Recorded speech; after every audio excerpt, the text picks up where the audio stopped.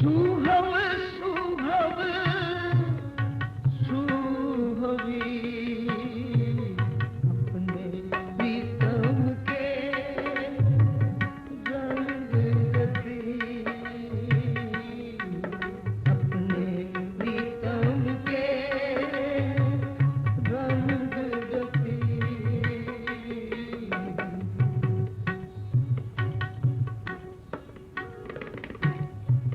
नवन राविया पवन गति,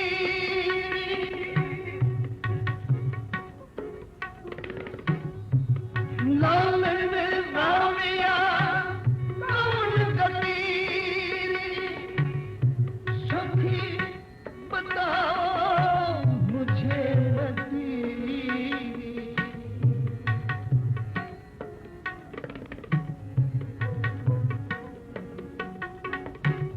सखी बताओ मुझे मती।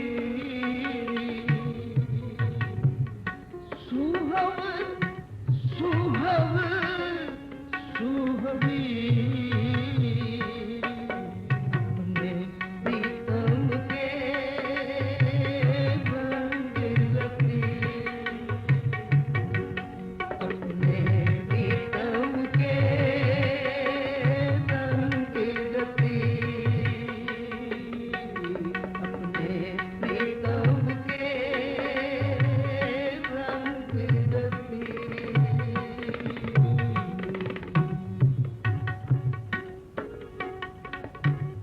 ओम बलो संगदल फकीरी,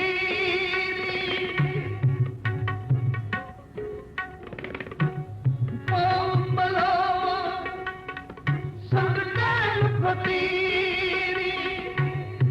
जहे पठाओ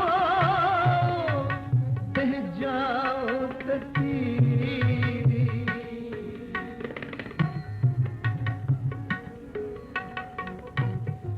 जहे पठाओ तह जाओ ततीरी। अपने प्रीतम के रंग रती, अपने प्रीतम के रंग रती, अपने प्रीतम के रंग रती।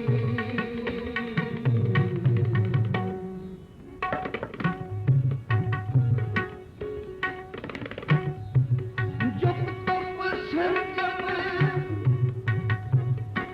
देओ जती,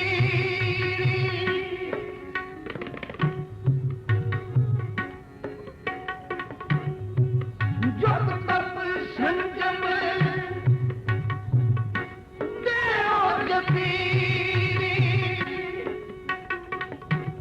निमुख मिलाओ मोहे प्राणपति,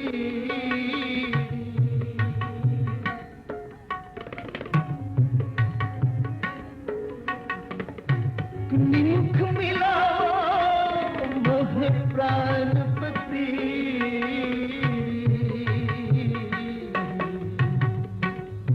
अपने प्रीतम के रंग रती, अपने प्रीतम के रंग रती,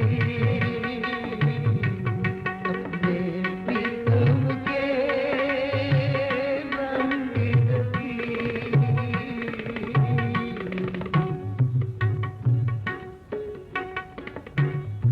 मानता अंकुर हती,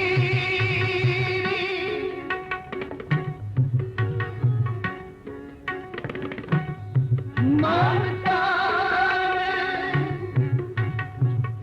अंकुर हती। सोनानक सुहागवती,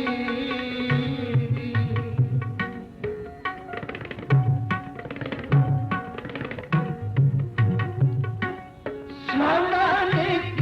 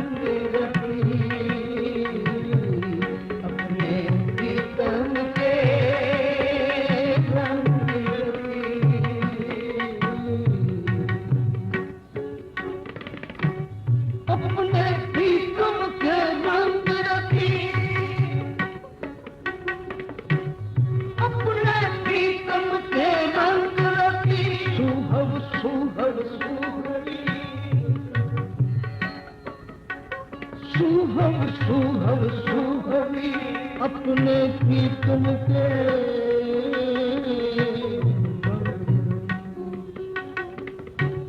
लाल चोल नाता तन सोया,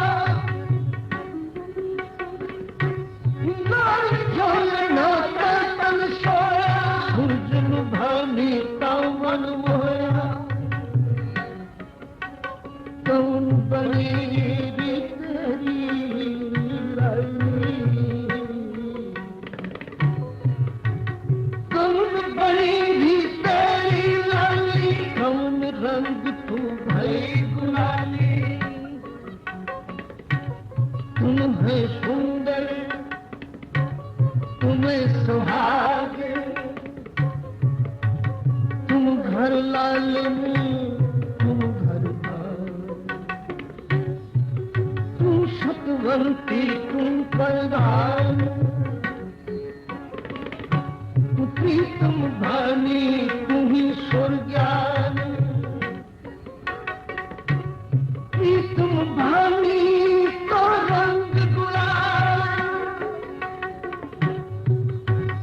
प्रीतम भानी तो रंग गुलाल, अपने प्रीतम के रंग की, जिनके चोले रखड़े प्यारे, जिनके चोले रखड़े प्यारे, कंठ पिना के पास, राम रंग कदे उतर न जाए, राम रंग कदे उतर न जाए, लाल रंग किसको लगा जिसके वनभागा, मेला कदे न होई,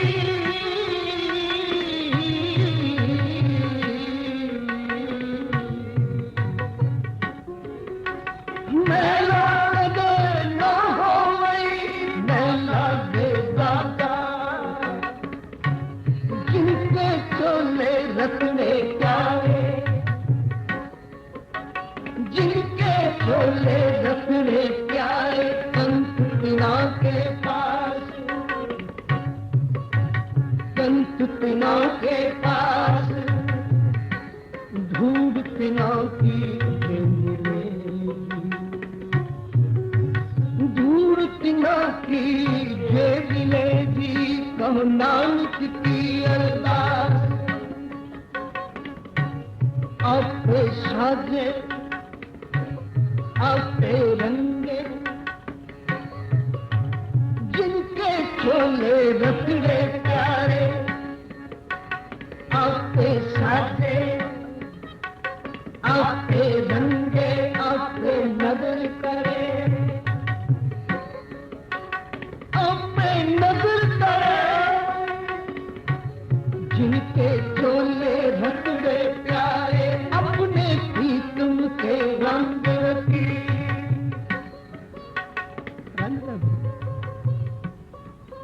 जिंदगी विच बड़ा वड्डा हिस्सा है मनुख, जीवन विच रंग नूं कोई थां दे, रंग दा तेरी जिंदगी नाल बड़ा संबंध, रंग दी अपनी भाषा है,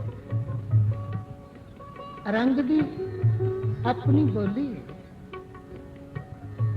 कई संसार दीयां गल्लां ਜਿਹੜੀਆਂ ਜ਼ਬਾਨ नहीं कर सकती, वो रंग दसदा, मनुख दी अंदर दी आत्मा दी तह दी गल बाहर दा रंग दस दिंदा। इहो कारण ने मनुख जिंदगी विच कई रंग बदलदा, अंदर क्रोध होवे रंग अखां दा लाल हो जाता, अंदर डर होवे रंग चेहरे दा पीला पै जाता। मनुख जीवन विच रंग नूं एवें ना समझे भी रंग होया ना होया, नहीं, रंग दा तां संसार दी जिंदगी नाल बड़ा ही संबंध है। रंग तां अपनी बोली बोलदा है, ਇੱਕ ਸੂਹੇ ਵੇਸ ਵਿੱਚ ਮੁਟਿਆਰ ਤੁਰੀ ਜਾਂਦੀ ਹੋਵੇ, ਇੱਕ ਸੂਹੇ ਵੇਸ ਵਿੱਚ ਬੱਚੀ ਜਾ ਰਹੀ ਹੋਵੇ, ਉਹਦੇ ਕੋਲ ਪੁੱਛਣ ਦੀ ਲੋੜ ਨਹੀਂ ਤੂੰ ਸੁਹਾਗਵਤੀ ਹੈ ਜਾਂ ਨਹੀਂ। उसका लिबास बोल के आवाज दे के दस रहे हैं। लिबास की अपनी बोली है, उसका रंग उसकी अपनी भाषा में दस रहे हैं मैं सुहागन हाँ। यह कारण है शीश तो पति का साया उठ जाए, कोई विधवा हो जाए, उसनु बोल के दसन की लोड़ नहीं। उनके वजूद ते उनके शरीर ते पहने होया काला लिबास दस दिंदा है, इनके अंदर कोई दुख है, ये सोग की निशानी है। अंदरला सोग काला रंग बोल के दस रहा है। इसलिए जदों असीं सोग का प्रगटावा करना होवे, दुख का प्रगटावा करना होवे, उदों असीं कालियां झंडियां लैके अगे आउंदे। काला एक रंग अपनी भाषा रखदा है ते कुछ बोल के दसदा है। लाल रंग सूहा रंग अपनी भाषा रखदा है ते बोल के दसदा है। आ चौरस्ते विचों लंघदे हो, हर चौक विच हुकूमत ने लाइटां लगाईयां ने ते उत्थे हर लाइट का रंग तिन्नां लाइटां विचों सब दा रंग वखरा है। चौक दे विच खलोते ट्रैफिक कंट्रोलर नूं बोल के दसन दी लोड़ नहीं। हो सकदा है उसकी आवाज ट्रैफिक के हर हिस्से तक ना पहुंच सकती होवे, पर केवल रेड लाइट होने की जरूरत है।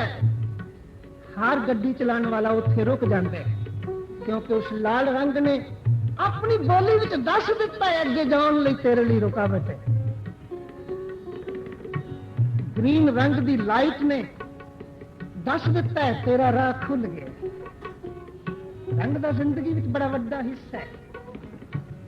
दो ही कंधारी मुंह जुड़े वाली गल होवे, दुश्मन आमो सामने टकरा रहे होन, एक दूजे दे खून दे प्यासे होन, ते उस समय मैदान जंग विच भी जे दुश्मन नाल कोई मीटिंग करनी होवे, कोई गल करनी होवे, पर केवल एक चिट्टा झंडा लैके जे चार आदमी अगे वधन उन्हां ते कोई गोली नहीं चला सकता। तोपां दे मुंह रोके जा सकते हैं केवल चिट्टे रंग की एक निशानी नाल। रंग विच बड़ी वड्डी बरकत है, रंग विच बड़ी महानता है। ते नहीं संसार विच धार्मिक दुनिया विच भी रंग की महानता है। धर्म वाले ने भी अपने कोई निशान चिने ने। ते मैं कर्ज करा कदे इतिहास के पिछोकड़ वाल जानना तो हैरान होना। गुरु नानक नूं काबे जाण दी जरूरत पई।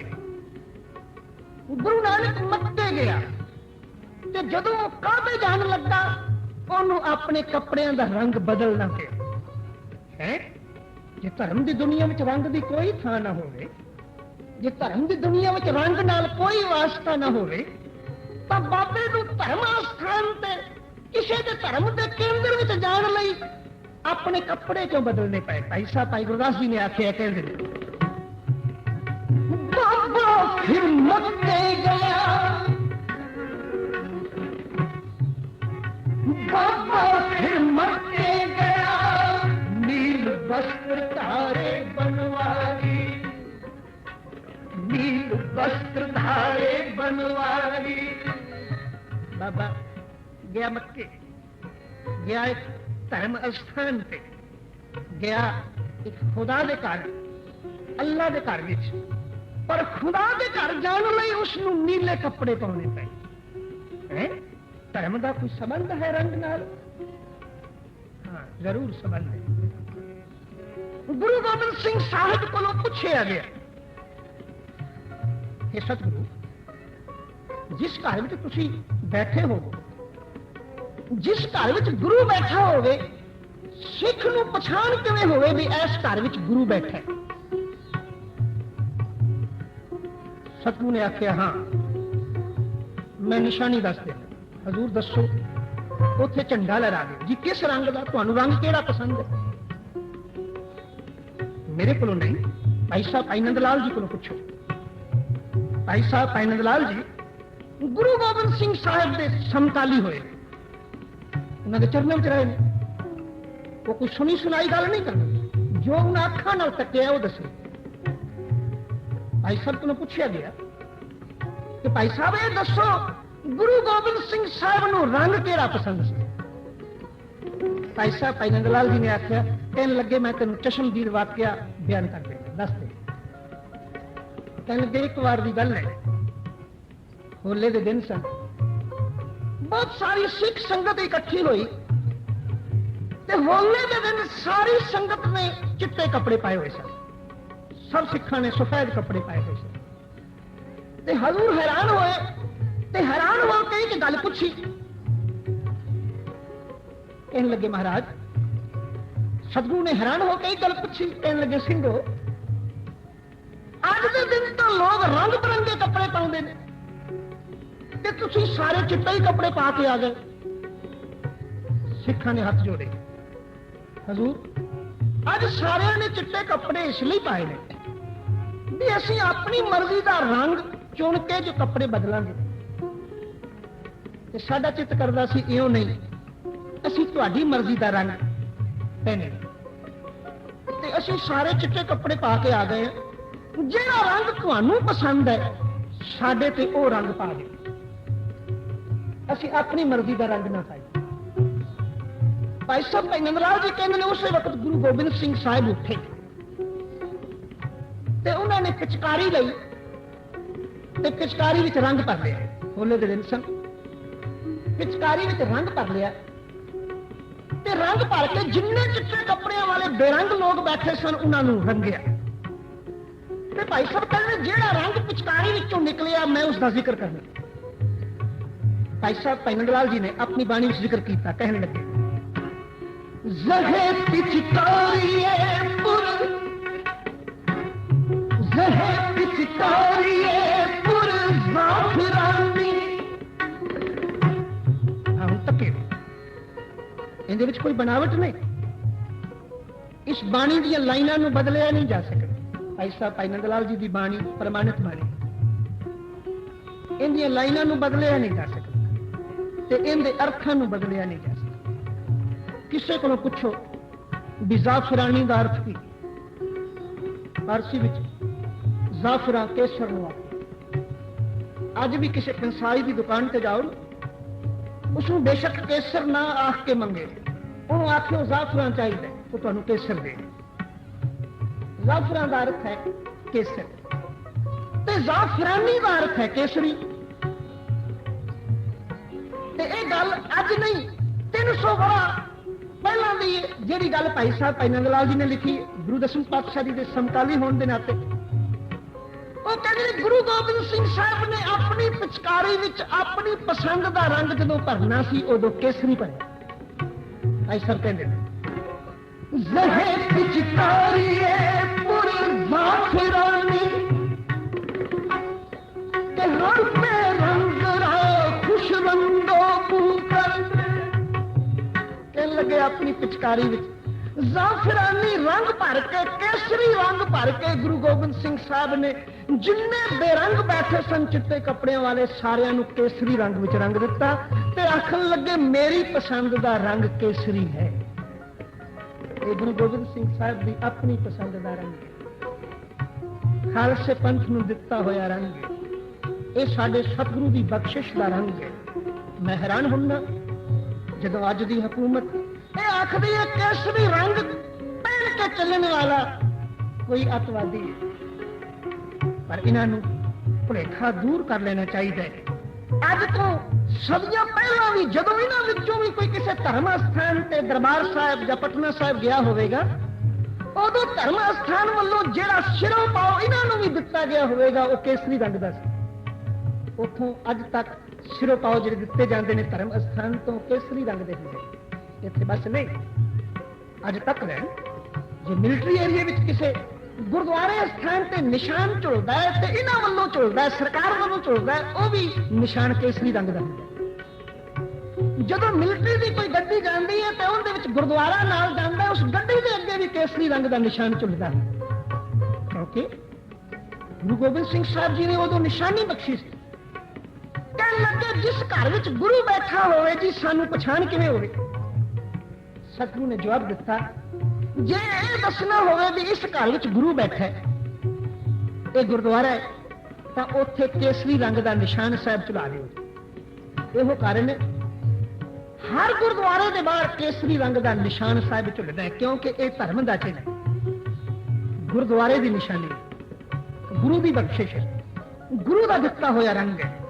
ਤੇ ਫਿਰ ਇਸ ਰੰਗ ਨੂੰ ਅਸੀਂ ਬਦਨਾਮ ਕਰਨ ਦੀ ਕੋਸ਼ਿਸ਼ ਕਿਉਂ ਕਰੀਏ? ਇਸ ਰੰਗ ਨੂੰ ਹੋੜਿਆ ਤੇ ਰੋਕਿਆ ਕਿਉਂ ਜਾਏ? ਮੈਂ ਤਾਂ ਇੱਕ ਗੱਲ ਪਿਛਲੇ ਦਿਨਾਂ ਵਿੱਚ ਕਹੀ ਸੀ ਕਿ ਪੁਰਾਣੀ ਹਿਸਟਰੀ ਪੜ੍ਹਨਾ ਤੇ ਹੈਰਾਨ ਹੋਣਾ। ਇੱਕ ਵਾਰ ਇਤਿਹਾਸ ਵਿੱਚ ਲਿਖਿਆ ਹੈ ਕਿ ਮਾਤਾ ਸੀਤਾ ਜੀ ਇਸ਼ਨਾਨ ਕਰਕੇ ਬੈਠੇ, ਵਸਤਰ ਬਦਲ ਕੇ ਸ਼ਿੰਗਾਰ ਕਰਨ ਲੱਗੇ।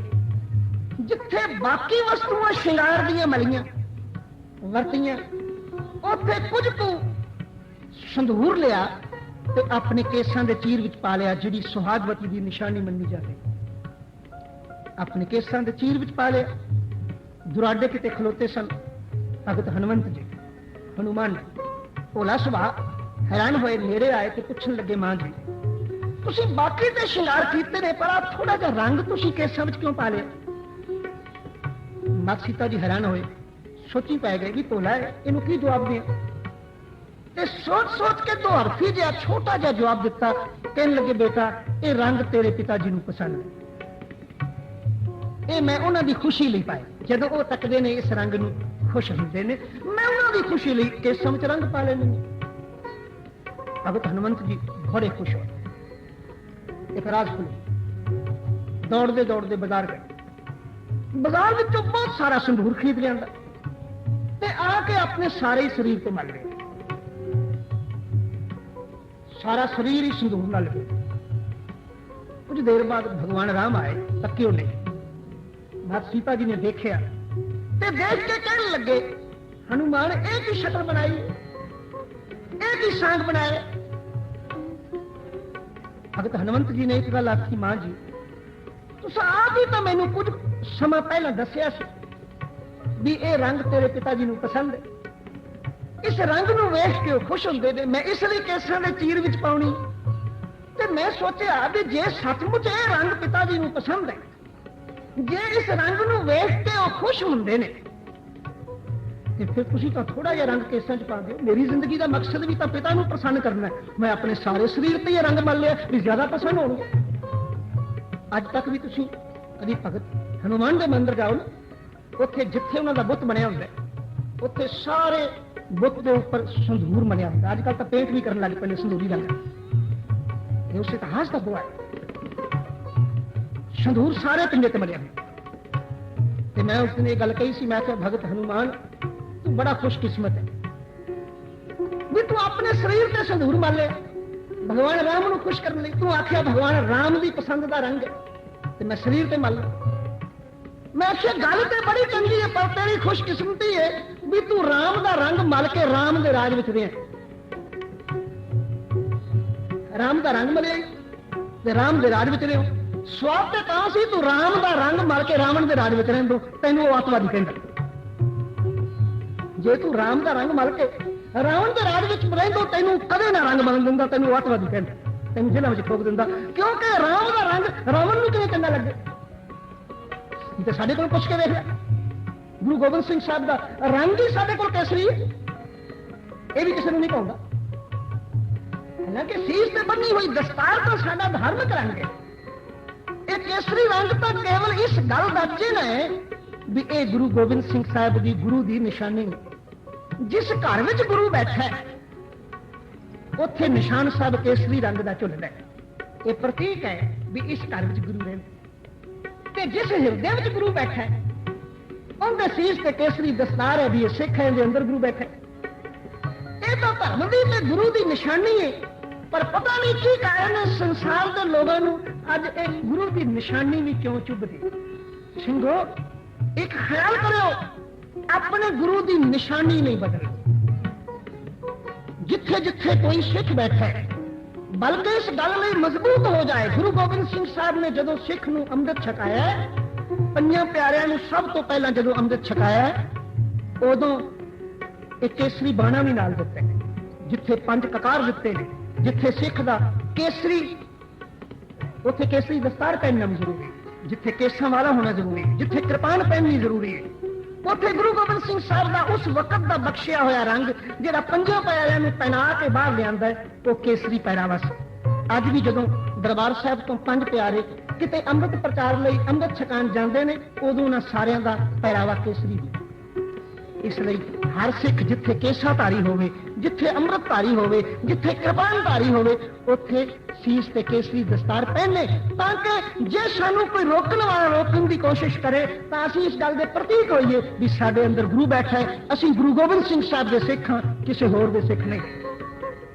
ਜੇ ਕਿਸੇ ਨੇ ਇੱਕ ਪਾਰਟੀ ਨੂੰ ਖੁਸ਼ ਕਰਨਾ ਹੋਵੇ, ਉਹ ਚਿੱਟਾ ਖੱਦਰ ਪਹਿਨ ਸਕਦੀ ਹੈ, ਤਾਂ ਅਸੀਂ ਗੁਰੂ ਗੋਬਿੰਦ ਸਿੰਘ ਸਾਹਿਬ ਦੀ ਖੁਸ਼ੀ ਵਾਸਤੇ ਕੇਸਰੀ ਰੰਗ ਦੀ ਦਸਤਾਰ ਨਹੀਂ ਬਣ ਸਕਦੇ, ਕਿਉਂਕਿ ਇਹ ਸਾਡੇ ਪ੍ਰੀਤਮ ਦੀ, ਸਾਡੇ ਗੁਰੂ ਦੀ ਨਿਸ਼ਾਨੀ ਹੈ, ਤੇ ਰੰਗ ਬੋਲ ਕੇ ਦੱਸੇਗਾ ਇਹ ਗੁਰੂ ਦਾ ਸਿੱਖ ਹੈ। ਹਜ਼ੂਰ ਨੇ ਬਾਣੀ ਵਿੱਚ ਇੱਕ ਗੱਲ ਆਖੀ, ਕਹਿਣ ਲੱਗੇ, ਆਪਣੇ ਪ੍ਰੀਤਮ ਕੇ ਰੰਗ ਰਤੀ, ਆਪਣੇ ਪ੍ਰੀਤਮ ਕੇ ਰੰਗ ਰਤੀ, ਸੁਹਵ ਸੁਹਵ ਸੁਹਵੀ, ਸੁਹਵ ਸੁਹਵ ਸੁਹਵੀ,